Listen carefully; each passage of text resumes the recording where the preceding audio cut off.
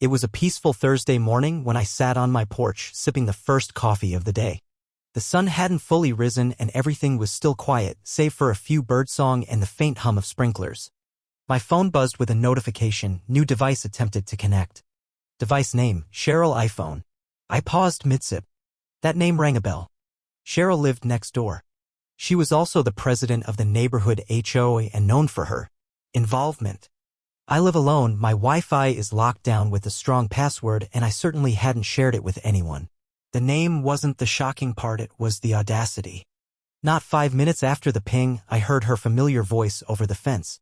Hey, your signal's really strong back here. Mind sharing the password? At first, I laughed, thinking she was joking. But no, Cheryl was dead serious. She was lounging in a sun hat and leopard print robe, holding her phone like it was evidence. It doesn't cost you anything, she said with a smirk. We're neighbors. Community over convenience, right?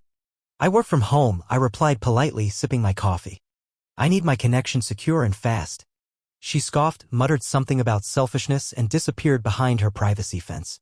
I figured that was the end of it. It wasn't. That night, my Wi-Fi started acting up. Nothing dramatic, just slower than usual. So I checked my router logs. Dozens of failed login attempts. All from a device named Cheryl iPhone. She hadn't even bothered to hide it. I changed my password to a monstrous 22-character string and activated device alerts. The next morning, there was a note taped to my front door. It's just Wi-Fi. Don't be greedy. HOA rules are about sharing. I knew she wrote it. It was in that same curly, aggressive cursive from her endless HOA flyers. I tossed the note, convinced ignoring her would end it. Again, I was wrong. At the next HOA meeting, Cheryl stood up without naming names and started ranting. Some people think their internet is more important than children's education. How are kids supposed to do their homework when they can't get a signal in their own yards? People nodded. I sat quietly, stunned. Cheryl had no kids. Neither did I. And yet I was the neighborhood villain now, thanks to her. I walked home in silence, stewing. Then I got an idea. I didn't need to confront her. I could reply in her language petty. I logged into my router and changed the network name to NotForKaren911. The next morning I heard a screech. Are you kidding me? She shouted from her patio. I kept watering my plants. That afternoon she showed up on my porch, phone in hand. This is harassment. You named your Wi-Fi to mock me. Why would I do that? I said innocently. Unless you've been trying to connect to it? She stormed off. The next day, a fake notice appeared in my mailbox, violation, inappropriate network name. Fine pending. It wasn't on HOA letterhead and hadn't gone through official channels. I emailed the HOA. They confirmed it wasn't legitimate. Cheryl had forged it. Now it was creepy. I saved the note, took screenshots, and set up my doorbell camera to record everything. That weekend, I renamed my guest network to Try It Cheryl_lol. It didn't have internet access. It was a trap.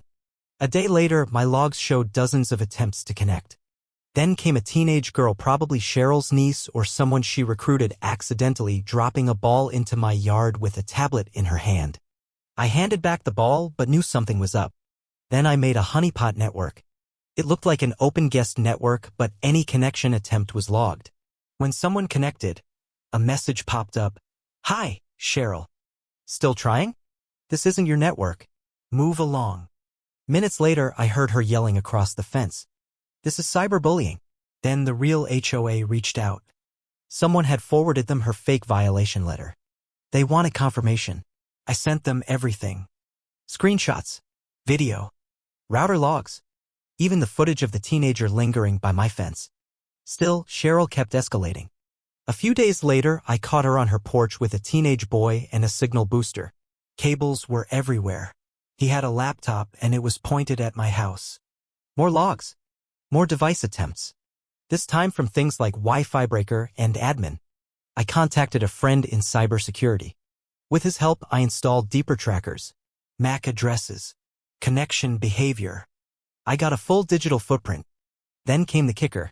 The kid Cheryl recruited showed up at my door one night. She told me to hack into your network. Said I'd get a bonus.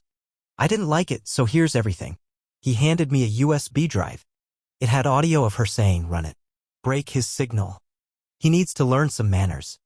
I sent it all to the HOA with the subject line, "Final Evidence." At the next HOA meeting, the board sat me down across from Cheryl. She was smug until I dropped the folder. Logs? Photos? The USB? The board played the audio aloud. Cheryl leapt up yelling, "This is a violation of my privacy. You asked someone to hack your neighbor on your porch," a board member replied. "That's not private. That's stupid." The president handed down her punishment, a 6-month suspension from the HOA board, a fine for forging documents, and a written apology to me. She didn't even argue. Just sat down, lips tight. Outside, neighbors gave me nods. One posted a meme on the community board, a Wi-Fi symbol with the words "protected by HOA drama." Cheryl vanished. No more flyers. No more porch drama. But she wasn't done. A new Wi-Fi popped up, Cyber Cheryl Revenge. I laughed, then renamed mine, comments below _Cheryl. People noticed. It sparked laughs. A Facebook post asked, "Who did this? I need to know." Dozens of comments followed. No one mentioned Cheryl, but everyone knew. Then came the cherry on top. Cheryl's ex-husband, Tom, dropped by. Saw the post, figured she was involved. That woman once staged a protest over someone's wind chimes. We chatted. He laughed at the story. Then he suggested something. And just like that, Signal Fest was born. I pitched it online. A backyard event for internet safety. Games. Snacks. No mention of Cheryl. It was a hit. The backyard filled with laughter. We even had a Wi-Fi name award. NotForKaren911, one honorable mention. At some point, Cheryl appeared on the sidewalk, arms crossed. She didn't speak. She didn't yell. She watched, then walked away. Later that night, I saw one final attempt from a device called Cheryl_guest. That was the last ping I ever saw. I changed my network one last time. It now reads HOA_Cheryl suspended. And I never had another problem again. But if I ever get a new neighbor asking for the password, I'll probably just hand them this story.